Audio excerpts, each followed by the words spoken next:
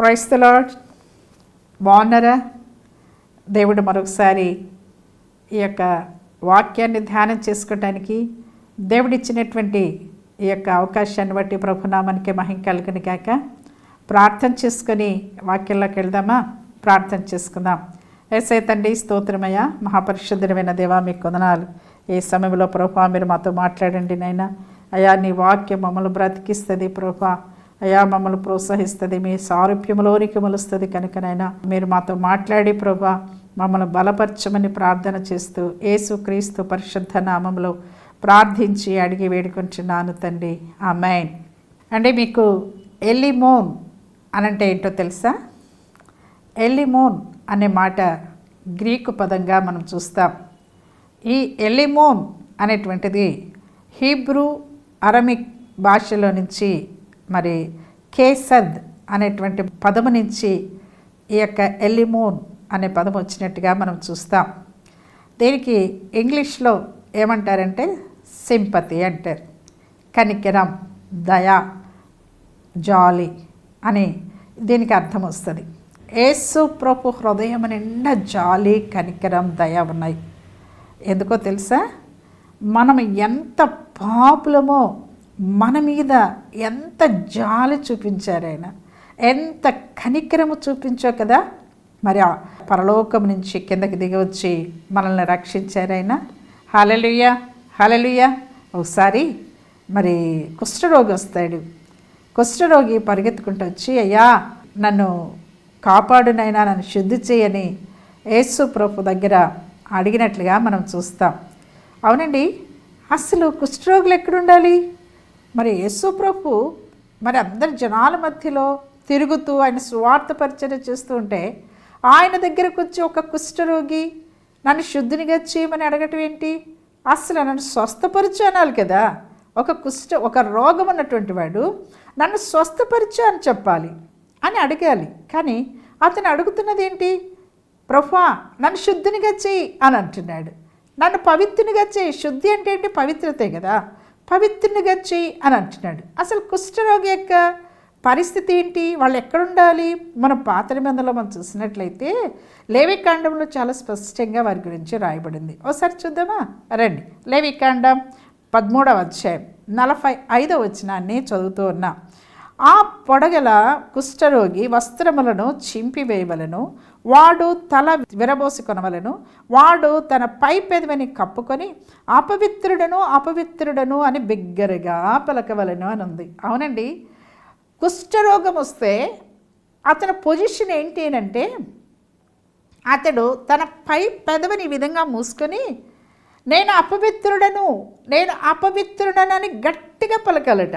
అంటే అందరికీ తెలిసేటట్టుగా, అందరూ వినేటట్టుగా నేను అపవిత్రుడను పలక.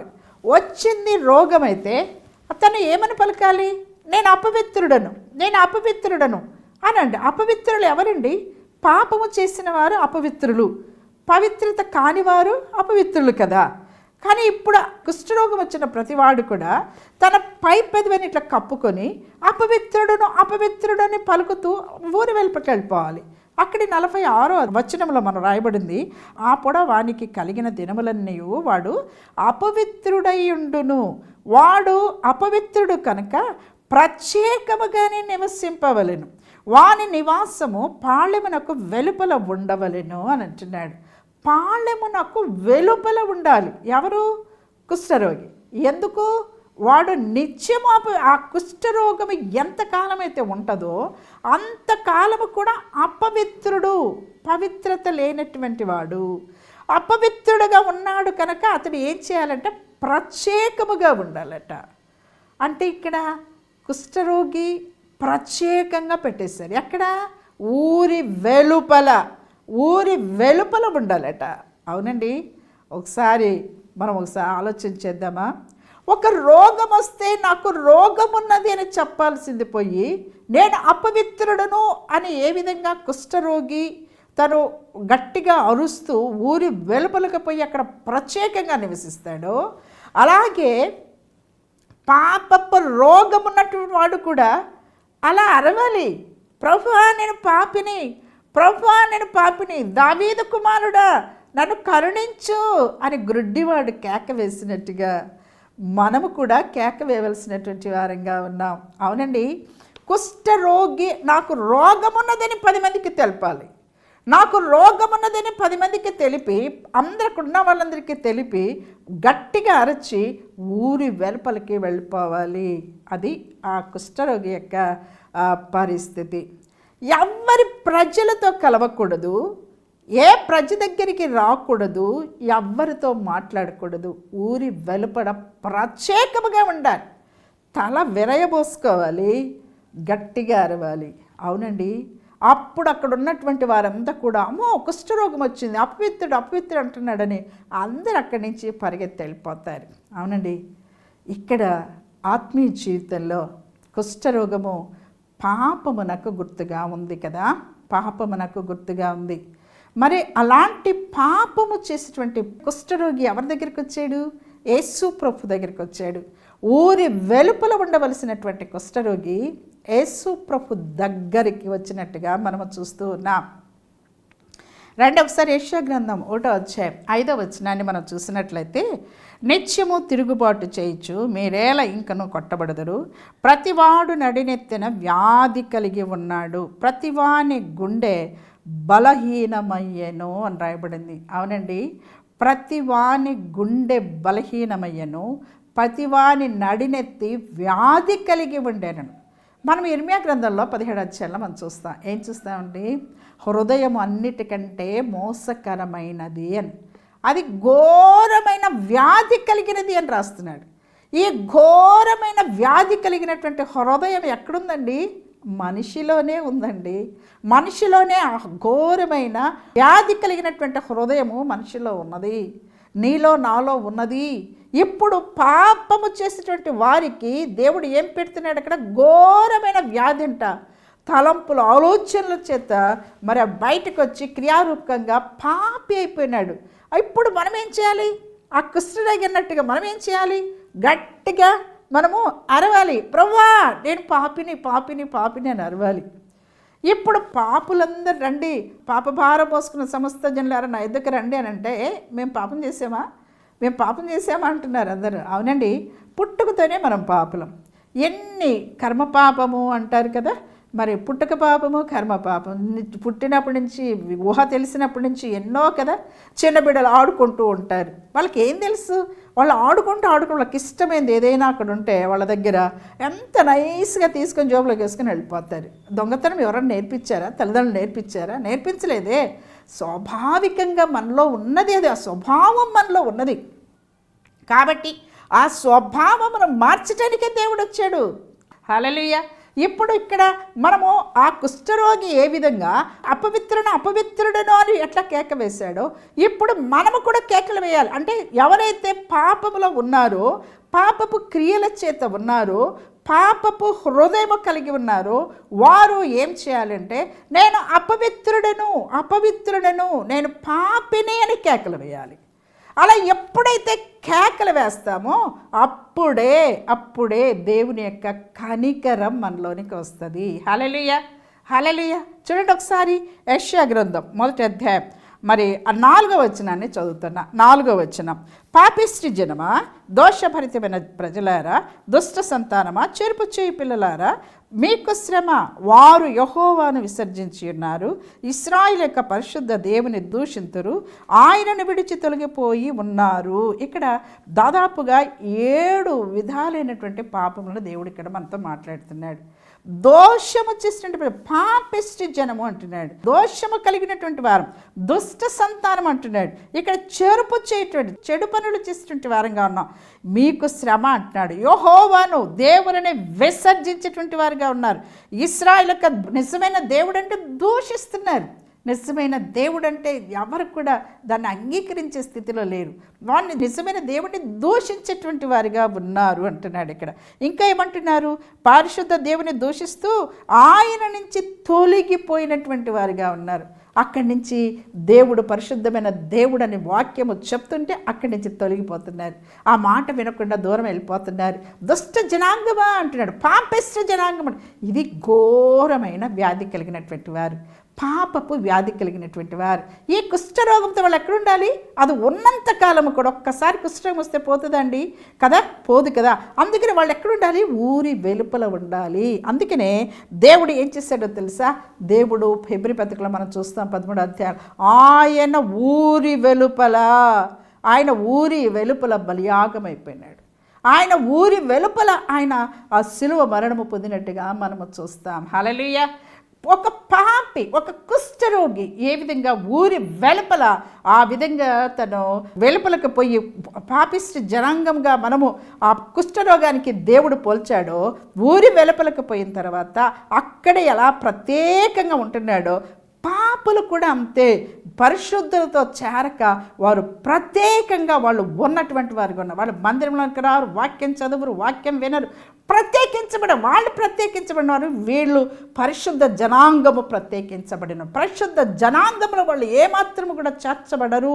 వాళ్ళు ఏమాత్రము కూడా మింగిల్ కావటానికి, కలిసి ఉండటానికి ఏమాత్రం కూడా ఇష్టపడరు. ఇది వెలుగు, ఇది చీకటిగా ఉంటుంది. కాబట్టి చీకటికి వెలుగుకు ఏమి పొత్తు అంటాడు దేవుడు కదా. కాబట్టి చీకటికి వెలుగు పొత్తు లేదు. వాళ్ళిద్దరు కలిసి ఉండలేరు. మనసులు కలవు, హృదయం కలవు.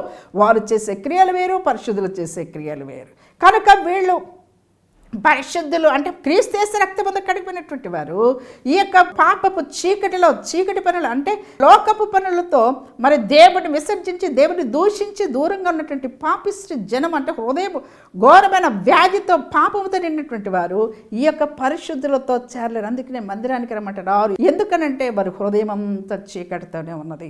వారు వెలుగు దగ్గరికి రారు. వెలుగు దగ్గరికి వస్తే అన్నీ కనిపిస్తాయి. వెలుగులో మనకు అన్నీ కనిపిస్తాయి కదండి. ఎక్కడ ఏమున్నది మొత్తం కనిపిస్తుంది. కాబట్టి వాళ్ళు వెలుగు దగ్గరికి రావడానికి ఇష్టపడరు అని యోహాను సువార్తలో మనం చూస్తాం. ప్రభువైన యేసుక్రీస్తు వెలుగై ఉన్నాడు కనుక ఆ వెలుగు దగ్గరికి రావడానికి, వాళ్ళు వాక్యం వినటానికి కానీ దాన్ని అంగీకరించడానికి ఏమాత్రము కూడా వాళ్ళు ఇష్టపడరు. కాబట్టి దేవుడి దినం మాట్లాడుతుంటున్నాడు. ఏమైనా మాట్లాడుతున్నానంటే, నిజంగా నీలో ఏమైనా అలాంటి పాపం ఉంటే నువ్వు దేవుని దగ్గరికి వస్తే పరలోక రాజ్యం వస్తుంది. లేకపోతే ఇక్కడ అల్ప సంతోషం.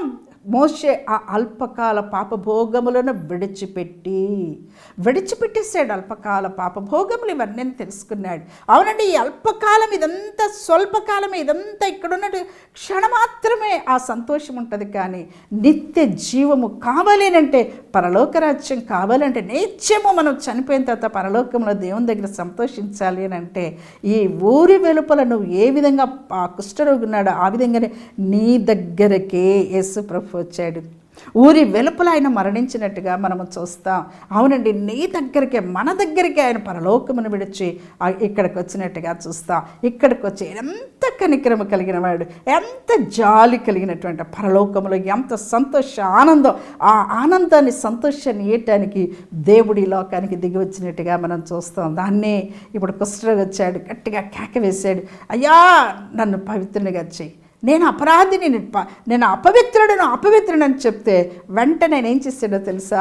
ఆయన చూద్దానండి, మార్క్స్ వార్త 1వ అధ్యాయం 41వ వచనాన్ని మనం చూస్తే, ఆయన కనికరపడి చెయ్యి చాపి వాణ్ణి ముట్టి, నాకిష్టమే శుద్ధుడువు కమ్మని వానితో చెప్పాను. వెంటనే కుష్ఠరోగము వాణ్ణి విడిచెను, కనుక వాడు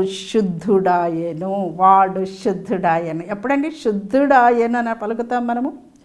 శుద్ధి అంటే ఏంటి, స్వస్థత అంటే ఏంటి, రెండు కొంచెం డిఫరెంట్గా ఉంటుంది కదా. అయినా ఇక్కడ దేవుడు మాట్లాడితే క్లీన్ అయిపోయాడు. అతని అపవిత్రతంతో నేను అపవిత్రుడని అన్నాడు, శుద్ధి చేశాడు దేవుడు. ఆ శుద్ధితో పాటు ఏమైపోయినాడండి, తనకు స్వస్థత లభించినట్టుగా మనం చూస్తాం. దాన్నే ఎలిమోన్ అంటే మామూలుగా సింపతి కాదు. ఇది మా దేవుడు చూపించిన సింపతి ఏంటిది అంటే, ఎలిమోన్ అంటే గ్రీకు పదంలో అది ఎంత లోపల అంతరంగములో నుంచి వచ్చినటువంటి కనికరం, అంతరంగములో నుంచి వచ్చినటువంటి జాలి దేవుడు అక్కడ వాళ్ళకి చూపించినట్టుగా అర్థం వస్తుంది. అవునండి, మనం ఎప్పుడైనా ఎవరైనా మన ఇంటి ముందుకు వచ్చి అమ్మా అని అంటే మనం ఏం చేస్తామండి, వాళ్ళ మీద దయ చూపించయ్యో పాపం అనుకొని మనం ఎంతో మనకు కలిగింది వాళ్ళకి ఇస్తాం కదా. అది ఊరిక మామూలు దయ అంతే, వాళ్ళ మీద దయపడతాం. కానీ ఈ యేసు ప్రభు పొందినటువంటి దయ అలాంటిది కాదు. హృదయ అంత అంతరంగములో శుద్ధి కావాలి కనుక హృదయ అంతరంగములో నుంచి వచ్చినటువంటి ఆ కనికరము, ఆ గ్రీక్ పదంలో ఉన్నటువంటిది ఆ ఎల్మోన్ అనేటువంటి ఆ పదం లోపల నుంచి ఆయన కనికరం వచ్చి, అందుకని అంత ఎవ్వరు ముట్టుకోవటానికి వాళ్ళు ఇష్టపడరు, ప్రజల దగ్గరికి రాకూడదు వాళ్ళు. అలాంటి అతని చీము కారుతూ మరి ఎంత కూడా దుర్వాసన వచ్చే ఆ కుష్ఠరోగిని ఆయన ఏం చేశారంటే ప్రజల దగ్గరికి రాకూడదు, నేను అప్పుడైతే ఎవరు రావద్దండి అన్నట్టుగా కేకలు వేస్తూ ఉండవలసినటువంటి వాడు దేవుని దగ్గరికి వస్తే ఆయన కనికరపడి చెయ్యి చాపి అని రాయబడింది. అవునండి, చేయి చాచి ఇప్పటికి కూడా చేతులు చాపి ఉన్నాయి నీ వైపు. యెషయా గ్రంథంలో చూస్తున్నాడు. ఆయన కనికరము కలిగిన వాడు కనుక ఆయన నీ వైపు చేతులు చాచి, గాయపడినటువంటి చేతులు చాచి ఇంకా రమ్మంటున్నాడు. రండి రండి, ఇదిగో నా చేతిలో గాయించి, మీరు చేసినటువంటి పాపం చేతనే కదా ఈ విధంగా నేను గాయం పొందినాను, మీరు చేసినటువంటి పాపం చేతనే కదా నా తలలో గాయమైంది, ఇదిగో మీరు చేసిన పాపము కోసమే కదా నా ఒళ్ళంతా దున్నించుకున్నాను, మీ పాపమంతా నేను వేసుకున్నాను, ఇదిగో మిమ్మల్ని శుద్ధులుగా చేస్తాను, మిమ్మల్ని శుద్ధులుగా చేస్తాను. చెయ్యి చాపి నీ దగ్గర ఎదురుగా ఉంచాడు. స్వీకరించవలసింది నీవే, అంగీకరించవలసింది నీవే. యేసయ్యా, నేను అపవిత్రురాలని, నేను అపవిత్రుడను, దిగో నన్ను శుద్ధినిగా చేయి, నన్ను కడుగు అని నువ్వు అడిగితే, ఒక్క మాట అడిగితే చాలు. 7 నేను ఇక్కడ చదివాను యెషయా గ్రంథంలో. ఈ 7 పాపిష్టి జనమంగాల్లో ఉన్నావా, దోషభరితంగా ఉన్నావా, దేవుని విసర్జించినటువంటి వ్యక్తిగా ఉన్నావా, దేవుని దూషించి దూరంగా వెళ్ళిపోయినటువంటి దానవుగా వాడవుగాను ఉన్నావా, ఏదైనా పర్వాలేదు, ఆయన ఎప్పుడు నీ ఎదుట గాయపడిన చేతులు చాచి ఉండగా ఈ కుష్ఠరోగి మీద కనికరం ఏ విధంగా కనికరం వచ్చిందో ఆ విధంగా నీ మీద కూడా ఇప్పుడు దేవుడు కనికరం చూపించాలని ఇష్టపడుతున్నారు. ఈ అంత్యకాలంలో ప్రభు అయిన యేసుక్రీస్తు త్వరగా రాబోతున్నాడు. నేను నువ్వు శుద్ధినిగా చేసుకుంటావా? నేను నువ్వు శుద్ధినిగా శుద్ధీకరించబడటంటే క్లీన్ అయిపోయి ఉంటాం, శుద్ధి చేసుకోవటం, మనల్ని మనం శుద్ధి చేసుకుంటే క్లీన్. ఇల్లు క్లీన్ చేసావా? ఇల్లు శుద్ధి చేసావా? చేసేసాను కదా. కాబట్టి క్లీన్ అయిపోయినాడు, అతనికి శుభ్రం అయిపోయినాడు. అతను ఇప్పుడు ఏమైపోయినాడండి? అతను ఇప్పుడు ఎక్కడికి వచ్చాడు? జనాంగం మధ్యలోనికి వచ్చాడు. అతను ఎక్కడికి వచ్చాడు ఇప్పుడు? అందుకనే అతను అంటాడు, శుద్ధి అయిపోయిన వెంటనే తనకు సంతోషం, ఆనందం పట్టలేకుండా అయిపోయింది. అప్పుడు దేవుడు ఒక మాట అంటాడు, రండి ఆ మాట చదువుతాను. మార్కు సువార్త 1వ అధ్యాయం 43, 44 వచనాలు చూస్తే, అప్పుడు ఆయన ఎవరితోనూ ఏమీ చెప్పక సుమి, కానీ నువ్వు వెళ్ళి వారికి సాక్షార్థమై నీ దేహము యాజకునికి కనపరుచుకొని నీవు శుద్ధుడవైనందుకు మోషే నియమించిన కానుకలను సమర్పించుమని వానికి ఖండితముగా ఆజ్ఞాపించి వెంటనే వానిని పంపివేశాను. ఏం చేశాడండి? నువ్వు శుద్ధి అయిపోయినావు, నువ్వు క్లీన్ అయిపోయినావు, నువ్వు బాగైపోయినావు. ఇప్పుడు ఊరి వెలుపల ఉండవద్దు. ఊరి వెలుపల ఉన్నటువంటి నీవు ఇప్పుడు ఎక్కడికి పోవాలి? నువ్వు యాజకుని దగ్గరికి. యాజకుడు ఎక్కడ ఉంటాడండి? మందిరంలో ఉంటాడు. సమాజ మందిరంలోనికి వెళ్ళు.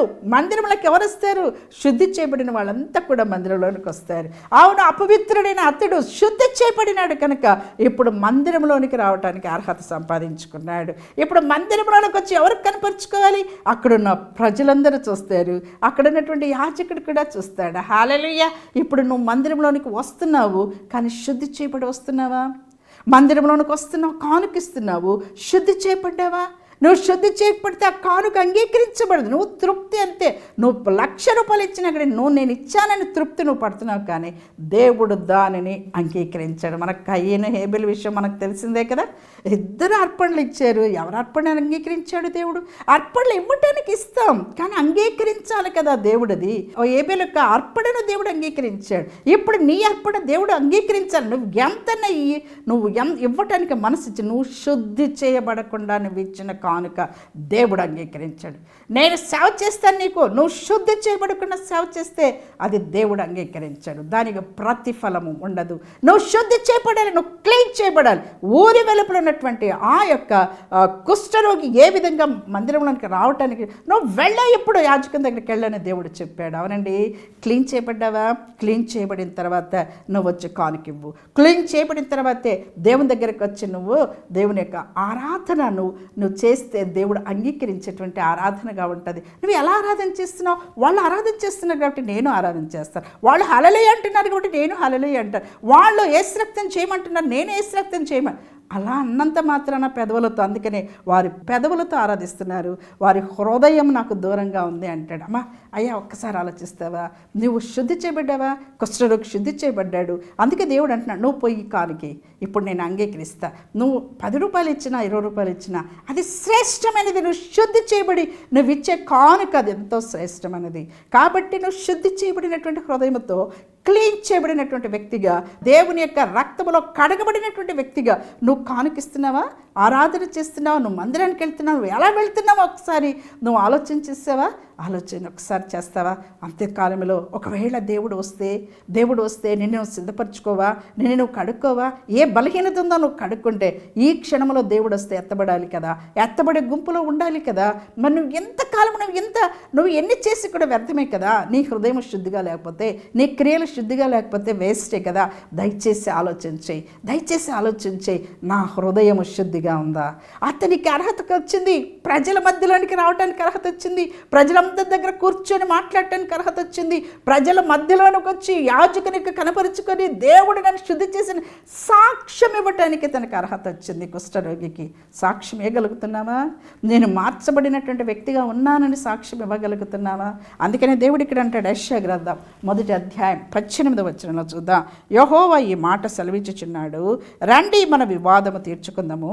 మీ పాపములు రక్తం వలె ఎర్రనివైనను, అవి హిమం వలె తెల్లబడును, కెంపు వలె ఎర్రనివైనను, అవి గొర్రెబొచ్చు వలె తెల్లని వగ్గును అని అంటున్నాడు. అవునండి, నీ యొక్క పాపములు చీకటికి సంబంధించిన నలుపుగా ఉన్న వాటన్నిటినీ కూడా నేను తెల్లగా చేసేస్తా, నా రక్తముతో కడిగి వేసి నేను శుద్ధుడిగా చేస్తా. రండి అని పిలుస్తున్నాడు. వస్తావా దేవుని దగ్గరికి వస్తావా? ఈ క్షణంలో వెంటనటువంటి నువ్వు మందిరానికి వెళ్తున్నావు కాదని లేదు, కానుకిస్తున్నావు కాదని లేదు, నువ్వు అన్ని దేవుని కోసం అన్నీ చేస్తున్నావు, ఏది కాదని లేదు. నువ్వు ఇప్పుడు శుద్ధిగా ఉన్నావా లేదు దేవుడు అడుగుతున్నాడు. నీ హృదయం నాకు దూరంగా ఉంది అడుగుతున్నాడు దేవుడు. కుష్ఠరోగి అరిచినట్టుగా అరుస్తావా? ప్రభువా నేను ఈ బలహీనత కలిగి ఉన్నా, ప్రభువా నేను ఈ విధంగా ఇక్కడ నేను దీన్ని జయించి, ఈ పాపమును నేను జయించలేకపోతున్నా, ఈ టీవీని జయించలేకపోతున్నా, ఈ మొబైల్ని నేను జయించలేకపోతున్నా, ఈ సీరియల్స్ని నేను జయించలేకపోతున్నా, నా బలహీనతను క్షమించని దేవుని దగ్గర కేక వేస్తావా? ఇదిగో చూడండి, ఒకసారి మనం సేనాదయం పట్టినటువంటి ఆ వ్యక్తిని దేవుడు చూచినప్పుడు, సేనాదయము మరి వదిలిపెట్టి వెళ్ళిపో అంటే సేనాదయం పట్టినటువంటి వ్యక్తి ఏమంటాడండి, సర్వోన్నతమైన దేవుని కుమారుడా, ఇదిగో నేను ఆ పందుల్లో వెళ్ళటానికి నాకు అనుమతి అని అడుగుతాడు. అప్పుడు సరే వెళ్ళానంగానే అక్కడ పోయి పందుల్లో వెళ్తా, పందులైన సముద్రంలో పడతాయి, చనిపోతాయి కదా. ఎవరండి? ఆ దయ్యాలు పందులతో సహవాసం చేస్తాయి. దయ్యాలు దేవత సహవాసం చేస్తాయండి పందులతో పంది అంటే అసహ్యమైంది కదా, పంది అసహ్యమైంది, పాపం అసహ్యమైనటువంటి పాపాన్ని మనం ఎందుకు సహవాసం చేయాలి? అలాగే తప్పిపోయిన కుమారుడు ఏం చేశాడండి, అంత తీసుకుపోయాడు, వద్దొద్దన్న తీసుకుపోయి అంత ఖర్చు చేసుకున్నాడు. చివరికి ఎక్కడికి పోయాడండి? పందుల సహవాసానికి వెళ్ళాడు. అక్కడ అది తినే పొట్టు కూడా వాటితో కూర్చొని తిందామన్నా అక్కడ అతనికి కుదరలేదు. అప్పుడు బుద్ధి వచ్చినప్పుడు తండ్రి దగ్గరికి వస్తాడు కదండి. ఎవరండి పందుల దగ్గరికి వెళ్ళేది? ఎవరు? దయ్యాలు వెళ్తాయి. తప్పైన కుమారుడు ఎక్కడికి పోయాడు? ఎక్కడ పందుల దగ్గరికి వెళ్ళాడు. చూడండి, చూసావా? ఎవరండి తప్పైన కుమారుడు? బాగా ఉన్నటువంటి వాడే, తండ్రి దగ్గర బాగా అనుభవించినటువంటి వాడే కదా. నువ్వు కూడా దేవుని దగ్గర అన్నీ అనుభవిస్తున్నావేమో, దేవుణ్ణి అంతా తెలుసుకొని తిరిగి నువ్వు విడిచిపెట్టి వెళ్ళిపోయావేమో. దేవుడి దినం మాట్లాడుతున్నాడు. ఒకవేళ రక్షణ లేదా, కుష్ఠరోగం ఉందా, ఒకసారి కేకవై. ఒకవేళ కానీ ఈ విధంగా తప్పిపోయిన కుమారులాగా నువ్వు దేవుని నమ్మి తప్పిపోయినటువంటి స్థితిలో ఉన్నావా, ఈ దినము మరొకసారి నీకు దేవుడు నీతో మాట్లాడుతున్నాడు.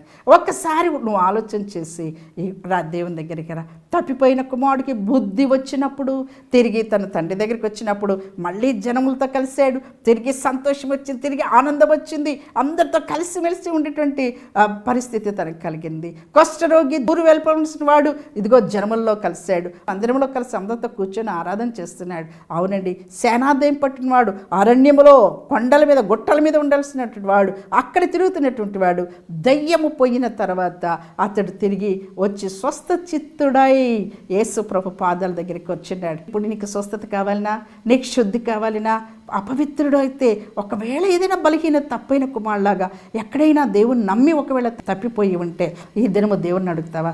దేవుని రాకడ బహు సమీపంగా ఉంది. నా లైన్ వస్తే ఎత్తబడే గుంపులో ఉంటావా, విడవబడే గుంపులో ఉంటావా? ఒకసారి ఆలోచించి నీకోసం నేను ప్రార్థన చేస్తా. నువ్వు ఒక్కసారి ప్రార్థన చేసుకోకుండా, తీర్మానం చేసుకోకుండా ఎక్కడి నుంచి లేచిపోవద్దు. తీర్మానం, ఏదైనా బలహీనతలు దేవుడు చూపిస్తే, యేసు ప్రభువా నన్ను కరుణించు, నన్ను క్షమించు, నీ రక్తంతో కడుగు నన్ను వాడికి చెప్పు. దేవుడు క్షమించి ఖచ్చితంగా ఈ యొక్క లోపల నుంచి వచ్చేటువంటి ఆ కనికరం, కేసద్ అంటాం కదా, ఎలిమోన్, తన లోపల నుంచి వచ్చే కనికరాన్ని పైన చూపిస్తాడు. ఆ విధమైనటువంటి కృపని దేవుడు నీకు దయచేయని గాక ప్రార్థన చేస్తాను. యేసే తండ్రి స్తోత్రమయ్యా. ఇదో చూస్తున్నటువంటి బిడ్డల్లో ఎవరు అపవిత్రులుగా ఉన్నారో ప్రభువా, అయా అతను ఇంకను రక్షణ లేనటువంటి బిడ్డలు ప్రభువా, కుటుంబాల్లో పిల్లలు తల్లిదండ్రులకి ఎంతోమంది ఉన్నారయ్యా. కుటుంబాలలో ప్రభ ఎంతోమంది కన్నీరు కారుస్తున్నారు. బిడ్డలకు, భర్తకు ప్రభ, అయా తండ్రి ప్రభ రక్షణ లేదని కన్నీరు కారుస్తున్నారు ప్రభ. అనేక మంది ఫోన్ చేస్తున్నారు ప్రభా. అలాంటి బిడ్డలను రక్షణలోనికి నడిపించయ్యా. వాని మీద నీ కనికరము రానియ్యా, కనికరము రానియ్యా. అయా నీ రక్తము చేతవన్నీ కడిగి శుద్ధులుగా చేయమని ప్రార్థిస్తున్నాం. ఇదిగో ప్రభా, అనేక మంది అయా నిన్ను నమ్మి కూడా ప్రభా వెనక తిరిగిపోయిన వారు ఉన్నారు. ఇంకా పాపములోనే జీవిస్తున్నటువంటి వారుగా, వేషధారులుగా ఉన్నటువంటి వారు చాలామంది ఉన్నారు ప్రభా. వారిని కనికరించి విడవబడే గుంపులో కాకుండా ఎత్తబడే గుంపులోనికి వారిని తీసుకురండి. వారిని శుద్ధులుగా చేయండి, స్వస్థత ఇవ్వండి. అనారోగ్యంగా ఉంటే స్వస్థత ఇవ్వండి నాయనా, స్వస్థత ఇవ్వమని ప్రార్థన చేస్తూ దీవించమని యేసు నామమును బట్టి అడిగి వేడుకొంచున్నాను తండ్రి. ఆమేన్, ఆమేన్. Praise the lord. God bless you.